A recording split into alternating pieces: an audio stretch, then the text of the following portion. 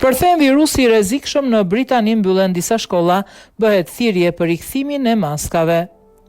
Një numër i madh nxënësish dhe stafi janë duke munguar në një numër të madh shkollash në Mbretërinë e Bashkuar për shkak të shpërthimeve të gripit dhe viruseve të tjera, duke mbyllur shumë prej tyre përkohësisht. Drejtuesit e shkollave pohojnë se situata po ngjason me periudhën e pandemisë COVID-19. Një nga rastet më të prekura është Esti Martins në Caerphilly, Walesi, ku më shumë se 250 nxënës dhe mësues u sëmurën duke u rikthyer tek mësimi online. Simptomat përfshin të vjella, diare, temperaturë të lartë, koll dhe lodhje, me një periudhë rikuperimi prej rreth 7 ditësh.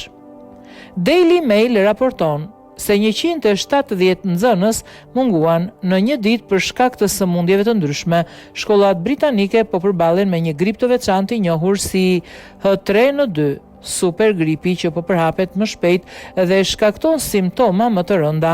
Londra ka trefishuar numrin e pacientëve të shtruar me grip krahasuar me vitin e kaluar. Autoritetet shëndetësore po rekomandojnë përdorimin e maskave për të reduktuar përhapjen e virusit, ndërsa NHS paralajmëron për një valë të madhe infeksionesh dhe shtim të ndjeshëm të numrit të shtruarve në spital.